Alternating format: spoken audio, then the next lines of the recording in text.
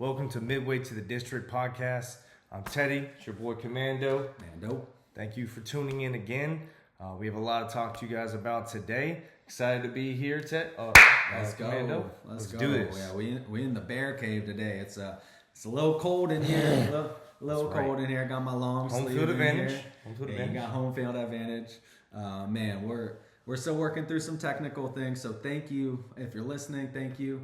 Thanks for your patience. Once we figure out the remote streaming, we'll be back. We'll be cooking up that fire. Yes, sir. And we'll be bringing it to you. So we're excited to dive into this one though. Teddy, tell them a little bit about what we're going to do today. Okay, so today we're going to bring to you guys 3 free agents we're most excited about for the Bears and Commanders.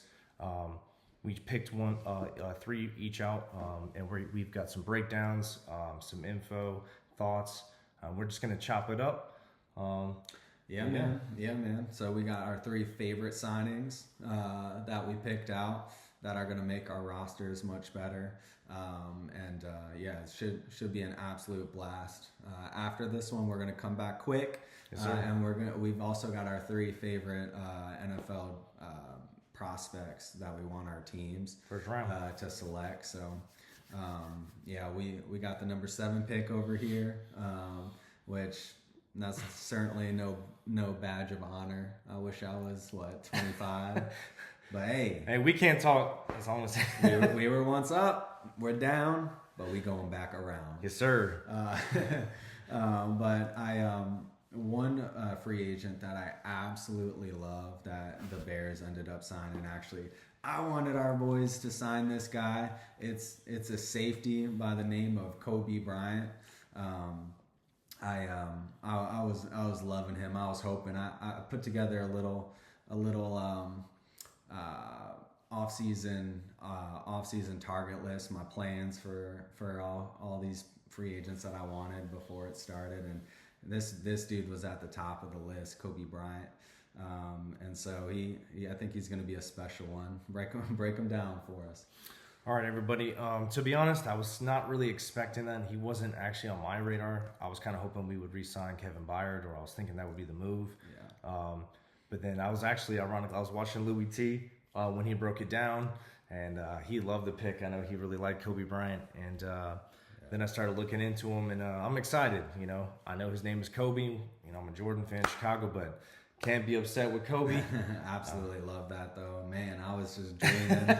I was dreaming that I was gonna be watching him get out, get some picks, and go Coby. Now y'all got to do it. Exactly. Just some numbers to break down. He is 26. He turns 27 on March 29th. So coming the seasons, still got a lot of years ahead of him. 3 years, 40 mil, measurables, 6'1", 193 pounds. So he is not some short safety. He's got some height to him. 30 and 5/8 inch arms. Ran a 4.54 in the 40. Played at Cincinnati. Fun fact: his parents did in fact name him after Coby Bryant. They changed the K to a C and the E to the Y. But that is pretty cool to know. So shout out to Coby. He's got that clutch factor. Man. Hey, he made some clutch plays in the Super Bowl, so he does have that clutch factor. Oh, you're talking about Coby Bryant. Yes, sir. Yes, sir. Yeah. And then just got some quick stats for you in 2022. Makes me wonder if he played more strong, but he had 63 tackles, 2 sacks, 4 forced fumbles, no picks. I think the next year he got injured, only had 16 tackles. But then in 2024, so this is when the ball production started to show itself. 67 tackles, 3 interceptions, and then just this past year, 62 tackles, 4 interceptions. So the ball hawk production is there.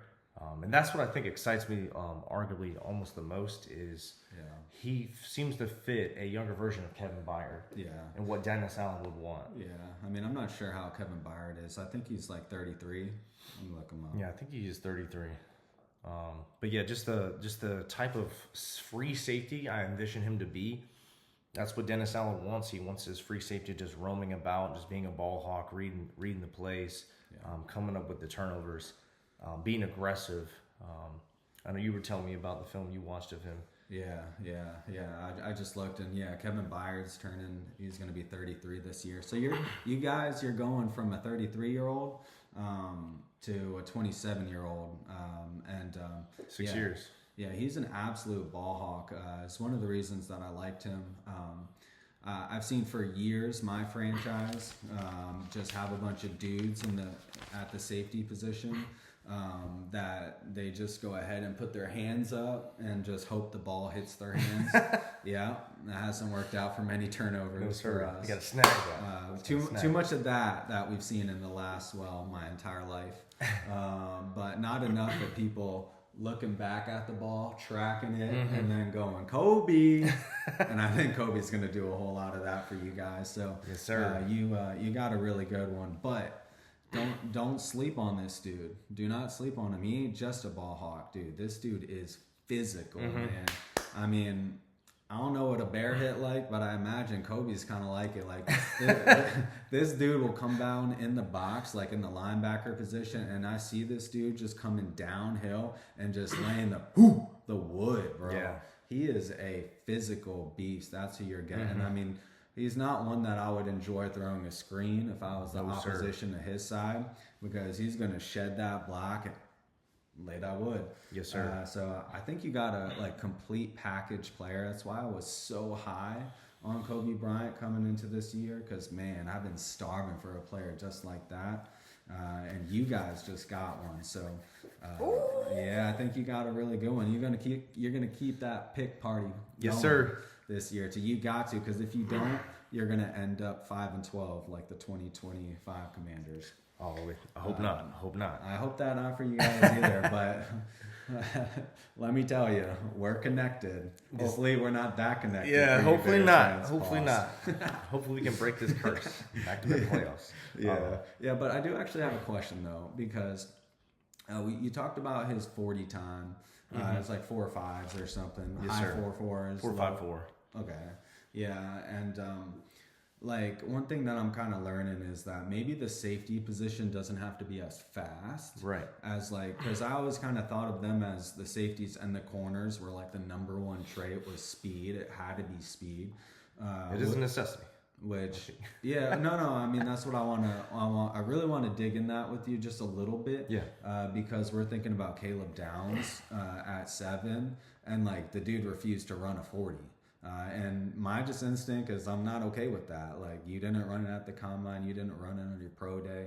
But when we think about some of the best safeties, like even like a Kyle Hamilton didn't run that fast. Ed Reed ran a 4.5.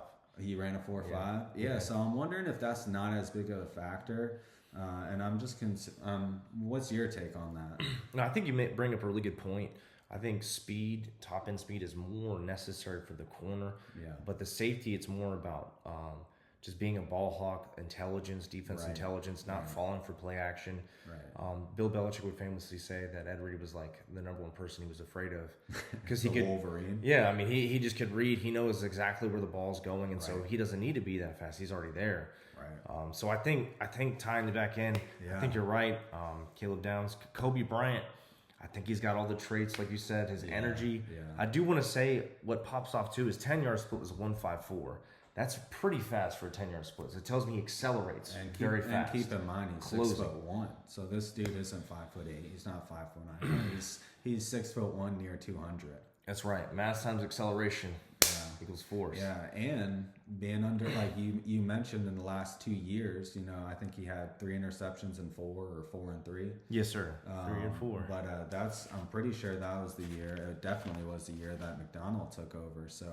That he got some of the top-notch coaching. I mean, he just won the Super Bowl. This coach McDonald in his second year, right?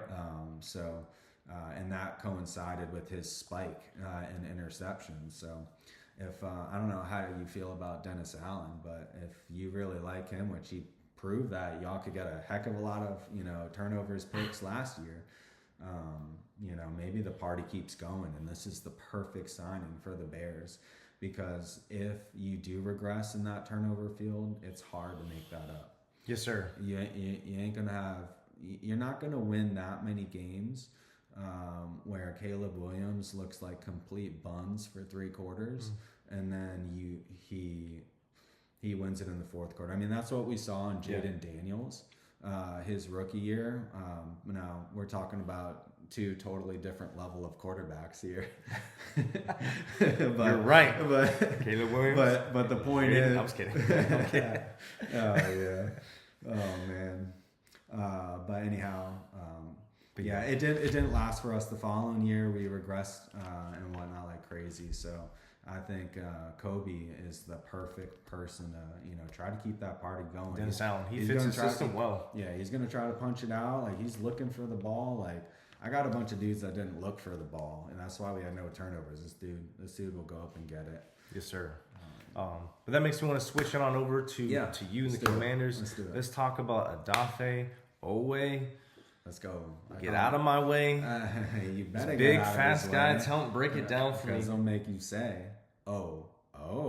Oweh. That's double No, O. sir. That's double O coming around the edge. Yes, sir. I was going to say pause. It felt necessary. Pause. Anyhow, 6'5", 260, 265. It's a big boy. Shades of Chase Young, dare I say? I don't know. He seemed like around that way to me. But 27 years old. So we got much younger at the position, which is what we all were, crying for. Is hey, we were too old, which proved to be right. Everyone got hurt last year. Yeah. And it also was our biggest position of need without a doubt. Yes. I mean, last year we couldn't get to any quarterback. Dorrance was, fighting his heart out. He was doing a good job. Shout out to Dorrance for sure. But then he got hurt, and once he was hurt, it was Woody's home. Dietrich Wise got hurt. We can't stop the run. We can't get to the quarterback. Like what can we do? 5-12. That's what we did. Pass rush. But anyways, back to Odefe. I mean, I just told you 6'5", 260, 65 pounds, and he ran a 4.37 40-yard dash. 4.37. Sub that's beyond cooking. That's corner speed right there. That's insane. 6'5", 260 pounds, and ran a 4.37. Wow. I need you listeners to stop. Take a moment. Breathe. Think about it. Just a little bit. 6'5" and ran a sub 4.4. No. I mean, your favorite player that's a wide receiver doesn't run a sub 4.4. I think Calvin Johnson ran a 4.37 to be honest. I'm pretty sure Calvin Johnson 4.37. So there you have it. I mean, yeah, he got a 9.92 on the RAS score, which measures your athleticism. That's insane. By the way, the perfect number you can get is 10. So can't get much better than that. You sure it's not 10.1? I thought it was 10. No, I'm playing. But just breaking down his contract for you. So we gave this dude a 4-year, $100 million contract. Actually, it was 96 when the numbers came out. But anyhow, first ever 4-year contract that AP's given out to our team. So shout out to you, OO. That's a pretty awesome feat. For you to get that. The way that it breaks down is that $9 million is going to be counted against our cap in 2026, and then it's about 28 mil or so for the next 3 years, with there being an out after 3 years. That's not bad. Most of it you can save, which I don't plan on it because I'm thinking you want to reinvest. No, yeah, exactly. Yeah, I think we bought the stock low. And, we're gonna be cashing in the next few years because. I was watching his tape and seeing his toolbox that he has is pretty special. So let me ask you something real quick. How do you think he fits in your defense, your defensive scheme? I'm not super familiar with their D coordinator. Yeah. I care to share with listeners how the Commanders run their D and how he fits. Yeah, I mean, if I were to be able to tell you exactly what I know, I wouldn't be truthful to you because there's a lot of unknown, right? Mm-hmm. We've got a new defensive coordinator, Durante Jones. He came from Minnesota. So I know how they play. He was exactly. As a Bears fan, we know how they play. Yeah. They coming after you. There you go. So why don't you tell me about how we're going to use Odefe Oweh? Oh my goodness. So I'll just tell you what I think. I mean, Durante Jones says we're going to run a multiple front. So sometimes it is going to be a 3-3-4, which I think is more of the base, but they're also going to do a 4-3. So, and when he says that it's going to be a multiple front, like he actually means it. It's not just like, Cliff Kingsbury saying he's going to run and then not do it. Yeah. Like, that's what we're going to be run. And all the free agents that we got to be able to run this multiple front. They seem very versatile. With a lot of flexibility. Like Amenahue can play defensive tackle. Dorrance Armstrong can play Leo defensive Chenal, tackle. we'll talk about him later. Leo Chenal and Luvu, like heat-seeking missiles. But I mean, bringing it back to Odefe Oweh. Yeah, I mean, I just see him bagging quarterbacks. I mean, there's not too much to imagine. Put this guy at defensive end and let the dog hunt. Yes, I mean, 4.37. The thing about him is, Odefe Oweh is that he's got all kinds of moves. One of his favorite moves that I love is called a hezzy move. And it's kind of like almost like a little bit of a basketball play. Shout out to Coby Bryant. Hey, Coby. You give them the hezzy. So you fake one way, you get the tackle to open their hips to lean to the other side, and then you cross over and go the other way. So this dude's got like a awesome hezzy move. And he pairs that really well with like cross chopping the hands down. And he can even do a double. He's just got a lot of moves. I mean, I've seen him use a spin move. I've seen him use the rip move. He's a refined. He's not just like an athletic specimen that like doesn't know. Like this guy is, he's got moves. The one area is he hasn't been known as a bull rusher. So like if he had an area to improve, or like kind of like the missing piece is that if he could convert, if it wasn't just speed, but it was also power, and then you do speed to power, right? So just that little bull Speed rush, power, yep. you can't have that tackle just know that you're coming around the edge, right? Yeah, you might hit him in the chest, right? So they can't just play the outside. So if he can develop that, I mean, the dude's 260, 265. So I'm like, and he's long, so I mean that's perfect for that leverage battle. Yeah. But yeah. So I think that he's going to be a huge piece for us. He ended up having like a 10-sack season in 2024 with the Ravens. That's right. Then last year he played 5 games with the Ravens before they traded him to the Chargers, where he finished the last 12. And we know that all his sacks were with the Chargers. But I like to watch one show is the Take Command podcast with Logan Paulson, because he does a fantastic job. And he was watching the film of like Odefe on the Ravens, and he was saying like he was beating people, he was getting pressure. Like it's not like he was a chump. He just didn't quite get that production. He got some really good coaching, between the Harbaughs and I think Jesse Minter. I'm surprised that the Chargers didn't invest in him, because they had money, and It's been a pick and a player. I forgot who the player was. They brought back Khalil Mack, but I mean, I looked at their depth chart and I wasn't like, Odefe Oweh I think would be nice here too. So that's kind of interesting. But anyhow. No, I totally agree. That leads me into some questions I want to ask. Right. So, Bleacher Report, Gary Davenport called it the NFL's worst overpay.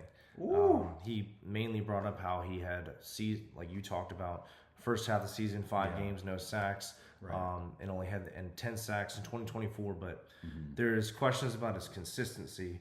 I want you to talk about that. I will say one thing I want to add though is people like. And just, you can look this up. The Ravens were not good at sacking the quarterback last year, so it's not like he had this great team or system. Like clearly there was something not working there either. Right. So I just want to add that in. But you tell me what you think. How do you answer those fears and qualms? Yeah. What do you think?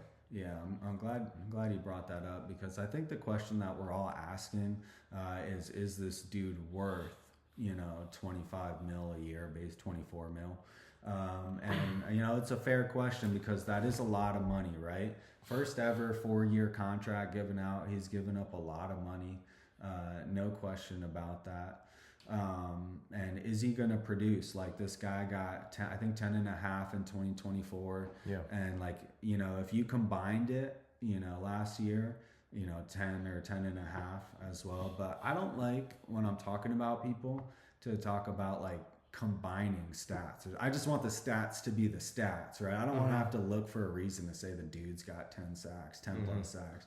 So if you're asking a question like, is he worth the signing?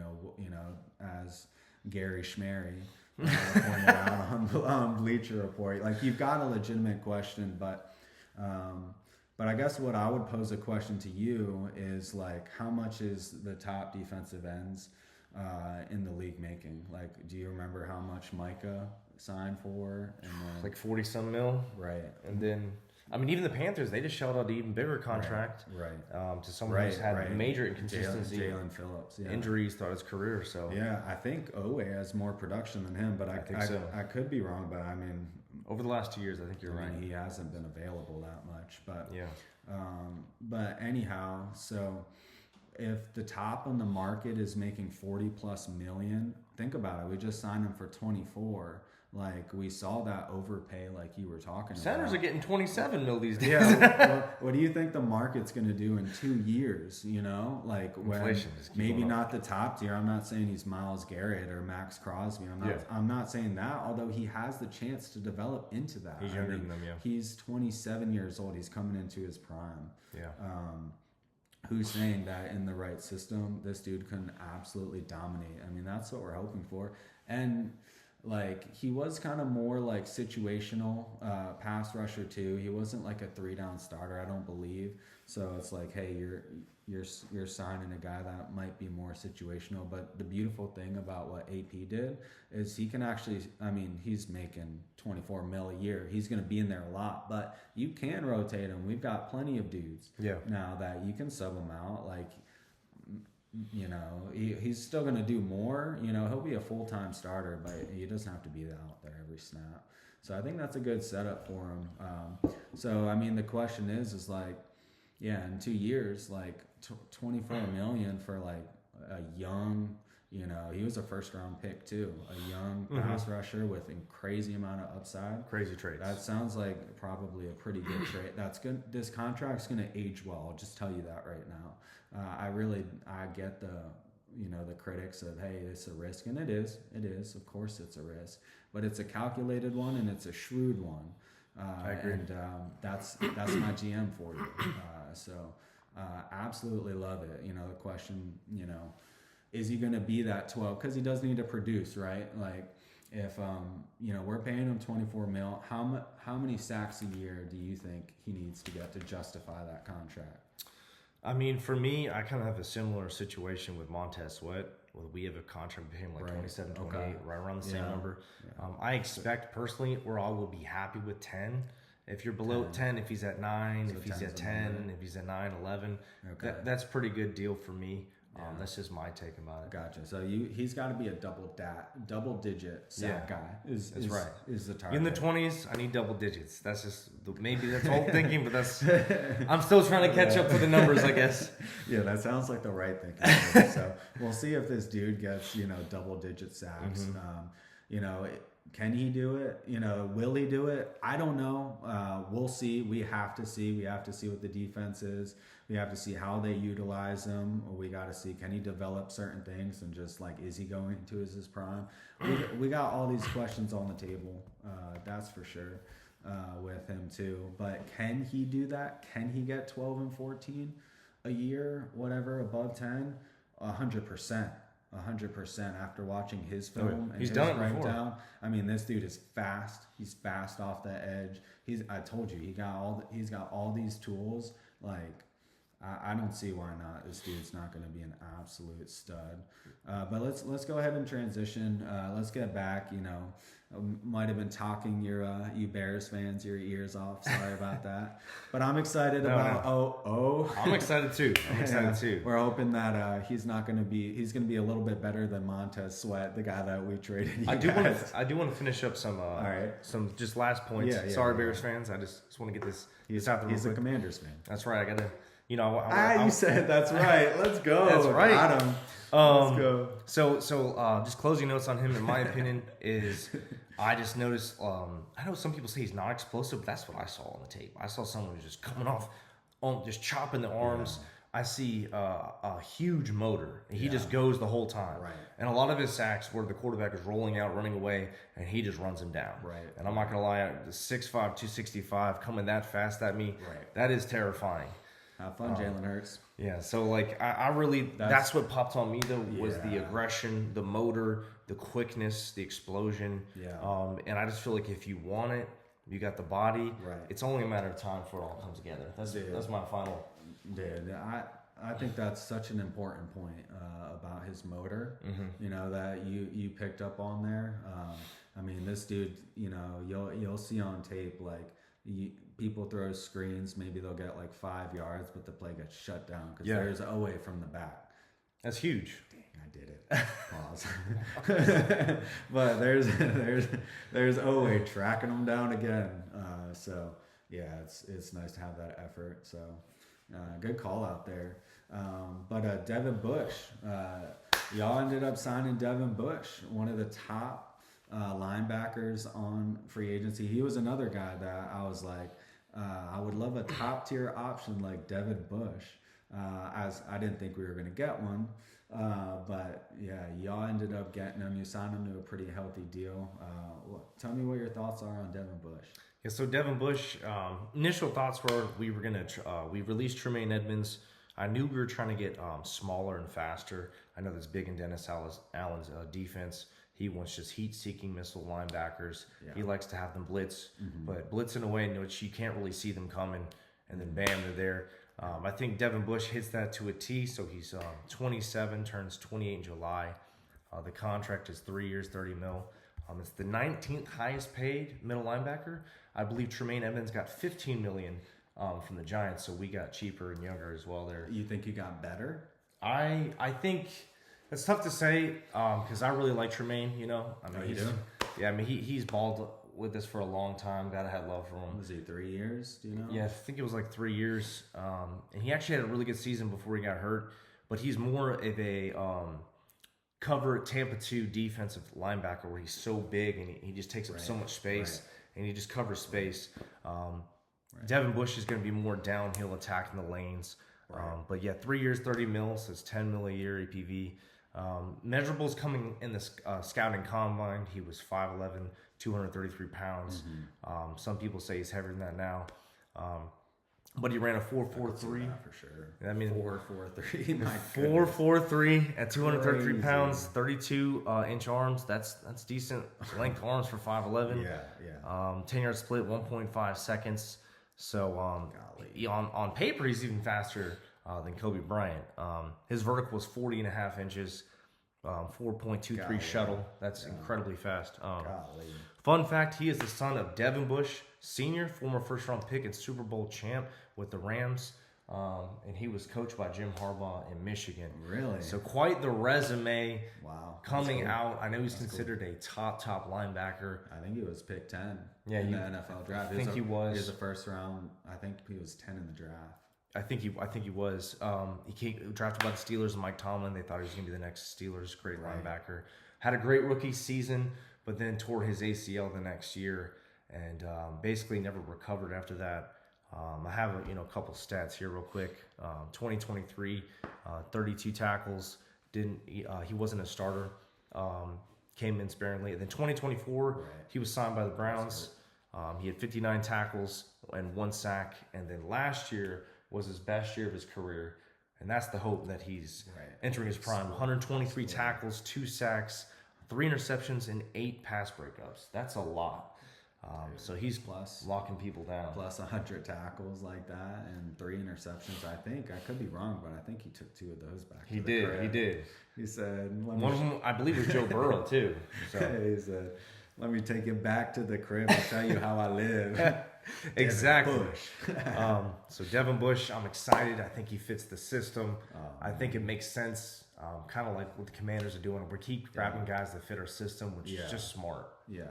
What is your take on Devin Bush? So what have you seen on the film? Yeah, I mean, when I was looking at Devin Bush, he's first off, like Odefe Oweh, he's an absolute specimen, right?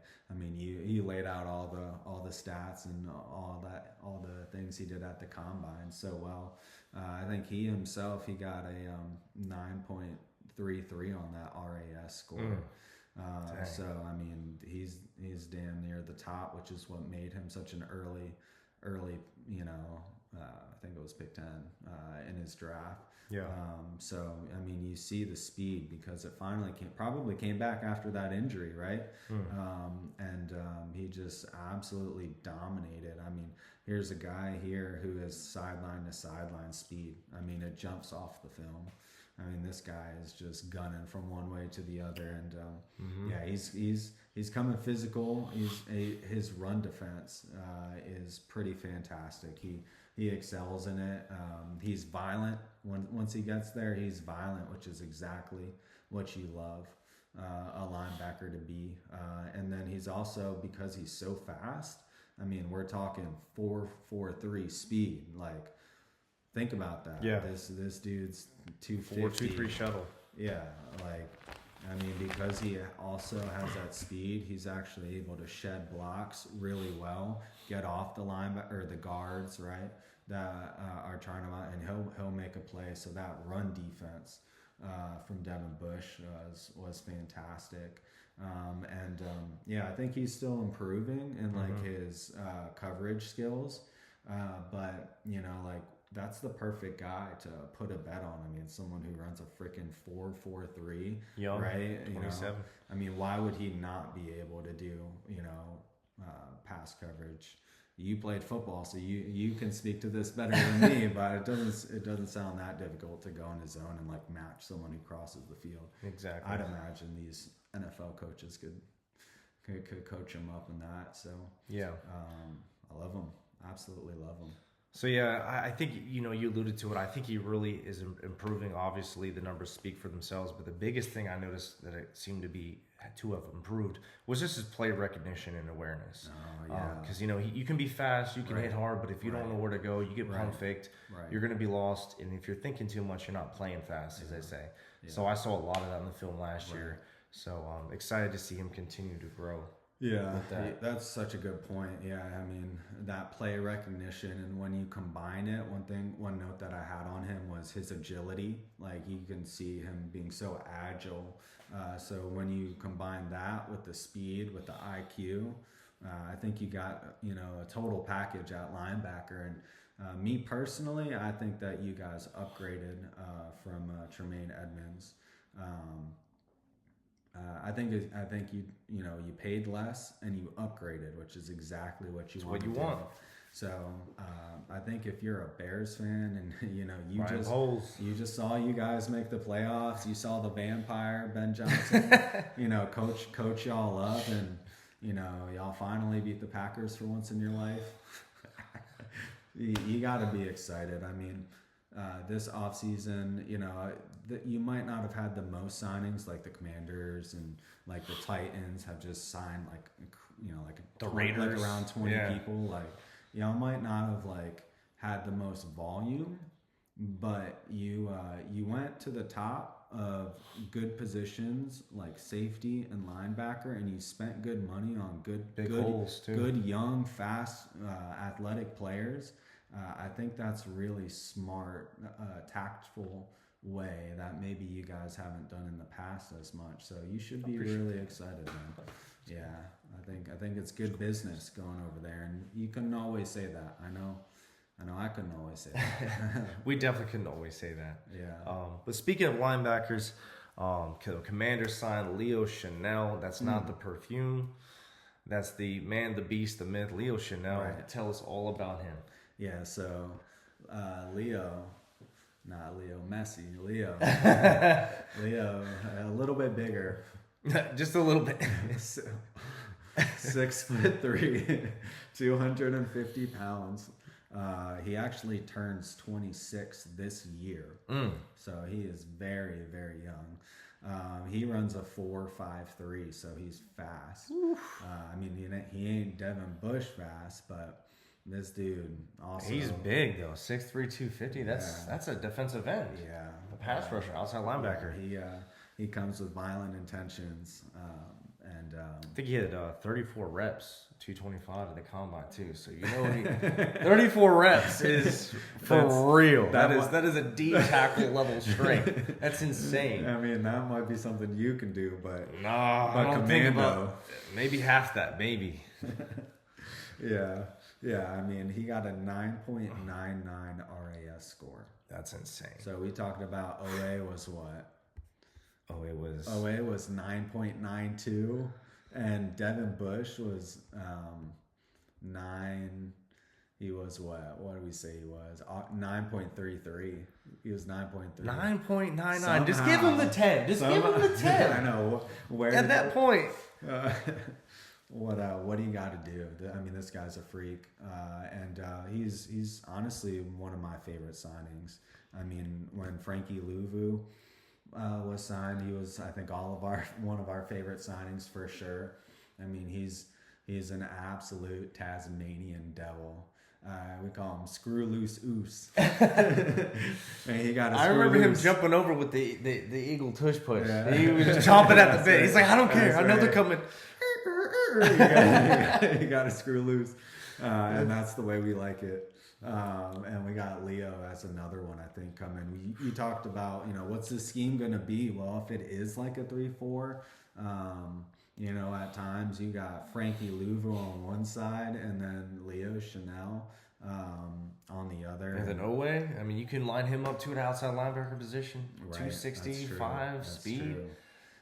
But one thing that he does really good as well is he's so physical with his hands that, like, especially for guards, I'm thinking like the interior, like the center and the guards, like you give this dude head of steam, and he's so strong and physical with his hands. Oh, it shows. That it's an absolute nightmare to try to block. Oh my gosh. Absolute nightmare. It's an animal. He's physical. So I see him like really like going and us deploying him in that. I mean, does that not feel like a Brian Flores scheme? It does, definitely. It does. You've seen a few of those? Yeah. I mean, he likes fast edges, guys who get off the ball, guys you can move around. So you got your two pass rushers on one side, one play, then they're over here. It's so hard to game plan for. Right, exactly. And we've got so much versatility that this has got to be one of my favorite signings.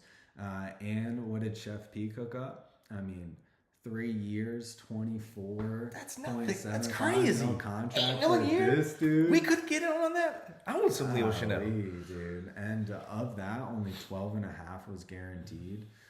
It's insane. It's going to be a 4.3 million cap hit this year, and then 10 million in 2027 and 2028. Mind you, that he's turning 26 this year. Like that's as young as it gets. That is in the free agent market. What a signing! What a signing! What a signing! Absolute. I think we're gonna love this guy just like we love Frankie Louvu. We're really gonna like this guy,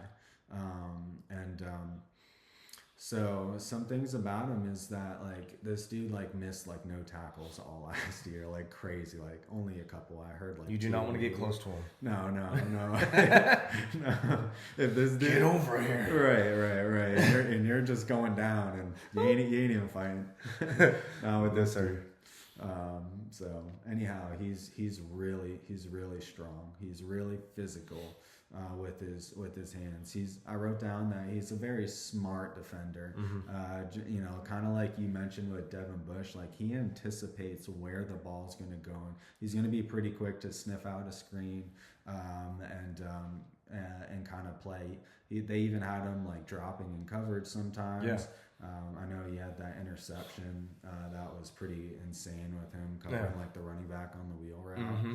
So I think he's improving in a lot of those areas, and just like how I love Devin Bush and how like I really see like any question mark of like his coverage, like I think it's a good bet. I think Leo Chenal is going to be a really good bet for us. I mean, I obviously like him, like, you know, being physical, and I want him to rush. You know, I really want him to mug that A gap. Just going to cause a nightmare with our defensive tackles and our edges. I mean, we go 10 deep on this team on the defensive line. It's incredible. And then you've got this dude blitzing, you know, behind that D line. And, you know, like if you're that guard or center and you're trying to block the D tackle, or you don't know which way we're coming, which is what the defense is known for, and you're not in the right static spot. He's coming fast. This dude is coming fast, and he's coming physical. If you have to like try to put your feet, you know, square up in the right position, but you're not in it yet, and he's screaming down the middle, I mean, he's just gonna push yo to the ground. That's what he's gonna do, and then he's gonna sack the quarterback. So now I've listened to a bunch of content from like Chiefs content and whatnot, and they love this dude. Yeah, like they all talk so highly about him, you know, and you just love that in a free agent signing when you know, the fan base is like, man, that guy was really good, and you know that you ask them why did they let him go, which is a natural question, right? But you know, the Chiefs didn't make the playoffs like the Commanders. Like there's going to be a lot of change when that happens. You trade away their corner, their top Pro Bowl corner. They just have a lot of money tied up elsewhere. Yeah. So they're kind of heading in a different direction. Like how AP was able to get him for that contract, I don't know. That's insane. And I'd be probably sick to my stomach if I were a Chiefs fan. Sorry, not sorry. I'm a little sick, and I'm a Bears fan, to be honest. I mean, he got Devin Bush. He'll be all right. But yeah, I mean, this guy's a beast. Like he's only missed 3 games, I think, in his entire career. So he's super reliable. He hasn't had as much like ball production. He only has a total of 7 sacks, 3 forced fumbles, and so while I am so high on him, you know, there is a prove it, you know, element for sure. I mean, there's a reason he's not making, you know, 100 mil, right? Like production, yeah. Right. But you can kind of explain a lot of things, you know, with Nick Bolton. They had Tranquil, like really good linebackers, and they kind of ran different fronts, and they kind of used them as a chess piece. Where if a quarterback was really good at one thing, they would employ him a lot more to shut it down. But if the game plan didn't call for it, they were going to rely on Tranquil and Nick Bolton, which Nick Bolton I absolutely love, dude. I wanted him so bad in the draft. Like he was one of my favorite prospectors, and boy, is he an absolute stud. But anyhow, you know, it ate into his time, so he wasn't a full-time player. But he's an absolute beast. On their Super Bowl parade, there's a video of him where he was on the ground and he jumps up. It was a double decker with like a tour vehicle with a double decker, and he jumped up and climbed on top from the ground. Oh my goodness! Like Tarzan. Tarzan. Exactly. So we got Tarzan on one side. We got Frankie Louvu. You know, heat-seeking missiles right there. Tasmanian. Then the question is it McGee or is it bring Bobby Wagner back? My take on that might surprise you, but that's for another pod. You guys had a very interesting, you know, Drew Dahlman, I think it was, had that Pro Bowl year at center last year, and he ended up retiring. Which, before we kind of get into your next signing, what do you think about that whole situation with the center, Drew Dahlman? Yeah, with him retiring. Like, why did that happen? That's a good question. I mean, the answer can be both like obvious and complicated because it's, you know, obviously, you know, he's trying to protect his body. It was just out of the blue though. It's a lot of weird things, a lot of question marks about it. I do notice a correlation. Guys who come out of Stanford tend to retire early. Andrew Luck, the Colts. Yeah. I never thought about that. So I heard the background thing is, he's got a well-established family. He's got a career he can fall back on. So I think he felt like he made the money he made, and he wanted to step away. Was there any injury that was known? Did he hurt his head at all last year? So it's interesting. So no injury was made known. But I will say it's interesting that Ben Johnson leaves the Lions, and I think it's Frank Ragnow, the center for the Lions. He also retired. He was like 28, and then he tried to come back, but he failed a physical, which means clearly there was some type of injury. I don't know the correlation with that, but it makes you wonder. I know we run a physical brand of offense. It could be very demanding at the center for Ben Johnson's. But just to retire, it is crazy. I mean, 27. We thought, and we continue. We've had a different center. I forgot how many years it is. It's like 12 years or something. Or since Cody Whitehair, maybe. Yeah, it's insane. 12 years in a row, and you haven't had a single starter 2 years in a row. Maybe it's like 8 years. It was Cody Whitehair, I believe, was the last consistent center. That's going back to Mitch Trubisky days. But yeah, so that kind of leads me into the Bears signing. Or not signing a trade. Well, real quick, I know I'm looking this up, but one thing that I do just want to put out in the atmosphere is I don't think Jaden Daniels center is retiring. I'm not saying. Well, I am saying that is a good point. I mean, I don't know. Everyone's calling my quarterback best friend. Yeah. That is an interesting little tidbit. So he played with the Bears till 2023. So 5 years. 5 years. 5 years. Still, that's wild. 5 years in a row of a different, I guess, center. 6 years. Yeah. But yeah. So then to answer that question, the Bears traded for Garrett Bradbury. 30 years old, turns 31 in June. So on the older side. I know linemen can play in their older age. So it's not a bad thing, but he seems more like a stopgap player. Guessing on that. Went to NC State. I think he's 1 year. I think it's like $5.7 million against the cap, so a very low number. His measurables, he was quite impressive coming in the draft. I think he was number one of all offense or centers or something. He was 6'3", 306 pounds. Ran a 4.92 in the 40. I mean, that's pretty fast for someone. It's a center. Yeah, 34 reps on the bench press, like Leo Chenal, which is insane. He's a linebacker. Yeah. You see what I'm saying? He was a Charlotte, North Carolina native, played tight end in high school, and got moved to guard and center. Won the Remington Trophy for the nation's best center. And fun fact is he played with Joe Tooney for 2 years at NC State. So they have played together before. Wow. That's awesome. Great fit.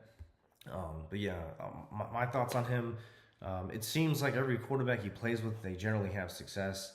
Yeah. I know he played with Kirk Cousins for a long time, and then obviously Drake May last year, and so this year Caleb Williams. We'll see how that turns out. I know he's a scheme fit again. He's mobile. He can seal blocks, attack the linebackers at the second level, and really be like a second leader coach out there to call out the line protections to help out Caleb Williams with that. That's so important. He's very intelligent. What kind of like running scheme? I feel like Ben Johnson's pretty balanced, but is there a type of run that he typically, like you said, he was a good scheme fit? So is he pulling? Like, what's he doing? So Ben Johnson does like a variety of things. He likes the counter pulls and power plays a lot. He does like to zone run. I know he likes the crack toss a lot. He pulls the guard and tosses out. Helps when you have Gibbs. Yeah, it does. But he likes to do runs like that. He needs his guards and centers to be mobile, and he likes to pull with power. But he will run outside zone as well. Yeah. Well, one thing that I think is absolutely fantastic about this signing is, I mean, Drew Dahlman retires, and I don't think you guys had a heads up. Did you? Like, how?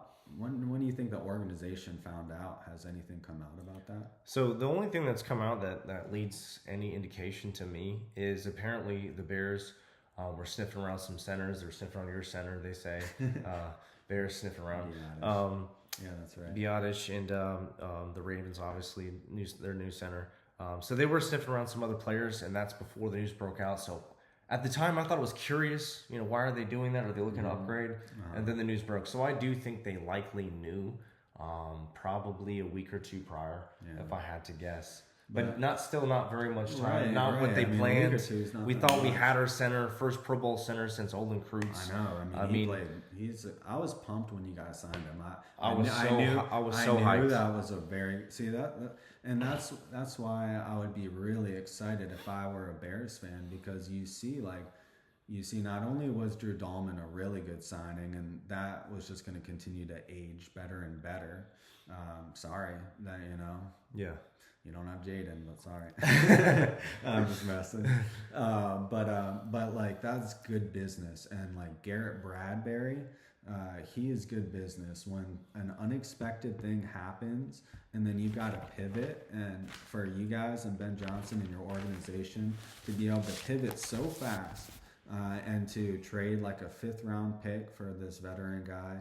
I'm not here to try to like hype it up as like the most game-changing move, but it's a smart, calculated, low risk, like you said. It was like 1 year, $5.7 million, and this is the exact 5th round pick, yeah. This is the exact type of signing that I could very easily see him playing really well and getting a contract extension for you guys. I agree. And so for you guys to pivot like that quickly and solve an issue, I think was really impressive and speaks volumes to your organization. It seems like y'all are moving a little bit different than you used to move. Yeah, I think so too. And obviously I think a lot of that has been an instant influence with Ben Johnson. He knows what he wants, definitely, especially on offense. But moving on to our last player, we got Chig Okonkwo, played at Tennessee. Tell us about your boy Chiggy. My boy Chiggy played at Maryland. Oh. He represents Maryland. I meant Tennessee Titans. From the Titans. Yeah. Gotcha. I thought you were going back. No. Chiggy. This is also, I hyped up Leo Chenal pretty good here, but if Chiggy ain't 1A, 1B, or 1A, like he's quite the exciting signing. He's exactly what the game's been missing in DC. He's 6'3", so he's not the tallest in the world. He's 240 pounds. So again, it's this ain't Mark Andrews, out there. This is Chiggy. But what Chiggy can do is Chig can run. Mm-hmm. He ran a 4.52, so he's fast. I know that's not like receiver fast, but for tight ends, 4.52 is blazing. When keep in mind he's 240 pounds. Exactly. He was a 1st round pick in 2019, we've got a tight end room that consists of John Bates, who's like all world blocking tight end. He's one of the best in the entire league, if not the best. Yeah, we call him John Damn Bates. John Bates. And he'll put things in the dirt. Actually, a lot of our long touchdown runs that we had with Bill last year, you'd always see John Damn Bates in the picture blocking the heck out of someone. And you'd also oftentimes see Ben Sinnott, who's going to be our tight end 3. I think the system's going to fit him in a really good way. I think he plays that number 3 role really well because he can do both. They trained this dude for like 2 years on how to block, and he's good at blocking. And I think they're going to unleash his pass catching ability. But we had more of like a blocking tight end and then a blocking tight end with maybe pass catching abilities. Now we're getting Chiggy with it, right? Right. We're singing. Get Chiggy with it. I can't wait because his strongest asset is his yards after catch. Yes. He's just a yard after catch, absolute beast. Much polar opposite games from Zach Ertz, this guy. But as I said in a prior stream, I'm not trying to have Zach catch a stray like that. Like, respect to you, Zach. You did your thing. Far outweighed your contract. You got a touchdown on us Monday night. I saw it in person. Send us to the playoffs with that Falcons catch. Oh my gosh. he's been a rock. But I mean, now that we're getting Chiggy with it, the party don't stop. Yeah. Na na na na na na na na na na na na. There's another tutty. Na na na na na na na na na na na na na, and another one. Hey. Yeah, we getting Chiggy with it with him. One thing that was really cool about him is I watched the Take Command podcast before free agency took place. Again, Logan Paulson, and he was going through like the top tier free agents because we knew a lot of people wanted Isaiah Likely. As you know, is kind of like the top guy that signed with the Giants. But he was actually breaking him down, and you could just tell like how excited he was and what he was saying about Chiggy. He was like, I don't know if he said it, but he basically alluded to wanting him much more than Isaiah Likely, and just that dog mentality. The run after catch is special. Oh yeah, absolutely special, and like I think there's a prevailing notion that he doesn't block. Like he is lighter, he's 240, 6'3" and smaller, but he's gonna put his hat in there, right? And you don't want him against someone who's like 265-pound defensive edge off the edge, but he can chip, right? And he'll stick his nose in there for cornerbacks and things like that. So yeah. So my take on his film, honestly, I was surprised because I heard that too about his blocking, but I thought he actually blocks pretty well. He's definitely a willing blocker. Yeah, right. And he's improved every year. That's well said. What makes him, like you already said it, you already alluded to, is the yards after catch. He has this really sick where he'll hit people, this spin move. He'll just spin off people when he hits them, and he'll just keep on running like a bucking bronco, basically. Right. And he's quick. I've seen him sidestep a couple guys. The touchdowns were he had 2 touchdowns 2023, 2 touchdowns 2024, and 1 last year. I have some thoughts as to why that is, because he does have some yards and catches to go with it. They throw a lot of screen passes to him. Yeah. Just try to get him the ball because he's obviously a threat. Right. A little bit like Chris Cooley. I don't know if you remember. He was also 6'2". I remember. I think it has something to do with the quarterbacks. But what's your take on the lower touchdown numbers? And do you think that those are going to explode for this year? Maybe some fantasy advice there. Yeah, I mean, I've already submitted a trade in my dynasty league. There we go. Perfect. So I'm definitely. Does it tell you what he thinks? Yeah, I mean, I made a trade last year for Bill. I thought he was gonna he was undrafted, and I didn't draft him because I knew he'd go undrafted, and I was gonna pick him up. Someone else got him, and so I had to trade for him. But yeah, just like I think that he's got the ability to. Really be effective. It's especially important right now in a world where we don't have a bona fide number 2. All the Brandon Ayuk speculation, and I do think he'll be here and eventually, but it's just like not really knowing what we're doing at that position.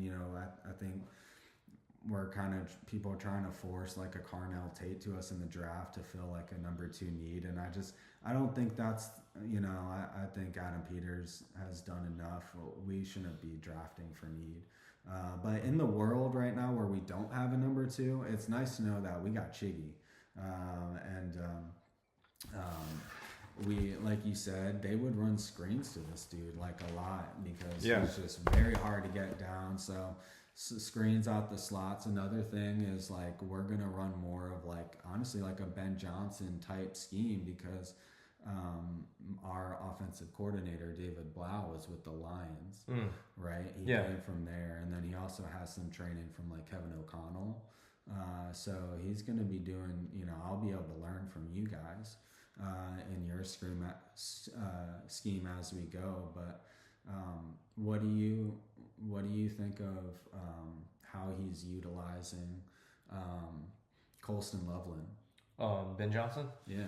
I think Ben Johnson is a tight end guru. I think he melds his rush game with his play action boot, hit the tight end game. Yeah. Because a lot of times the tight ends look like they're blocking and then they slip out.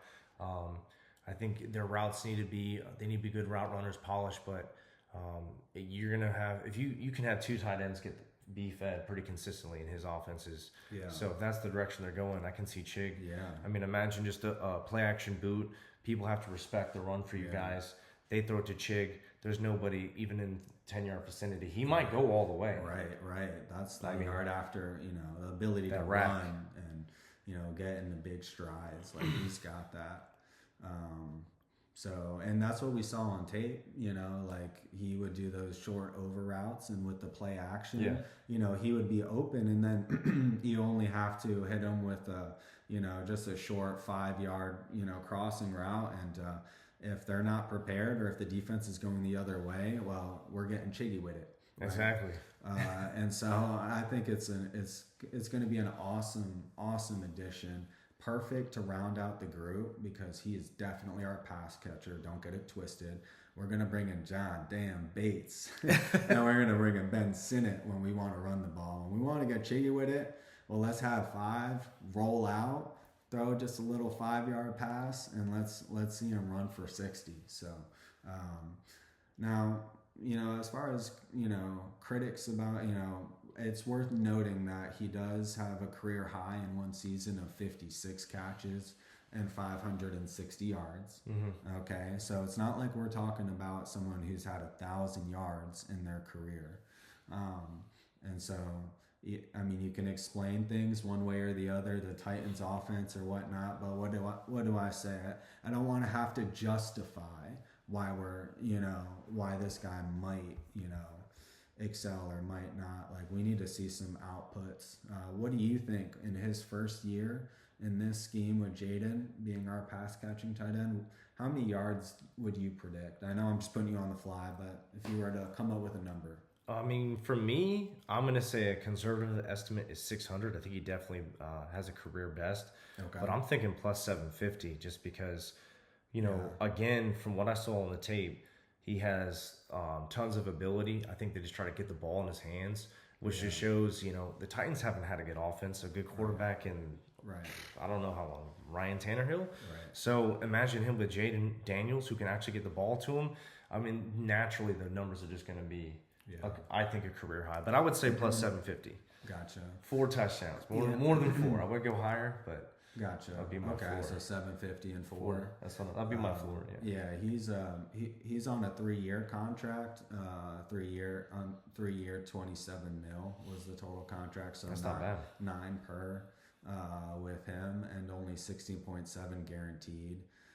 He's got 5.3 mil against the cap this year, and then like 10.3 the next year, and then 11.3, which most of that is not guaranteed. So it's kind of like a 2-year, as far as the guarantees, but we can get him for a 3rd year, which I think he's absolutely gonna outdo the coverage. Especially if he's putting up 750 yards, which I think is about expectation for the money. Yeah. We're not talking 1,000 yarders. That would be cool. I'm always happy to bring back Jordan Reed. And a lot of those. Sure. But I'm really excited about that. Fantastic signing. That's cool though. Yeah. But yeah, guys, that's our 3 free agents for each team. Thank you for watching Midway to the District podcast. Be sure to like, subscribe. Any last things you want to say to our listeners, Matt? No, I guess I would just say, like, we've got a couple of draft prospects that we're going to be analyzing for you in the next video. This one should be coming soon. I don't know, maybe we can record another one today. I don't know, but I'm really excited about that, to break down the prospects with you guys, some of our favorite ones that we want our teams to draft. So that's definitely going to be a really fun episode. Yes, sir. I think we're gonna. Our goal is to start turning the page over to the draft, and we're as pumped as ever. So that's right. Definitely go ahead and subscribe, so you know when that like, video subscribe, comes share across your screen. And we'll catch you next time for Teddy and Commando. We out.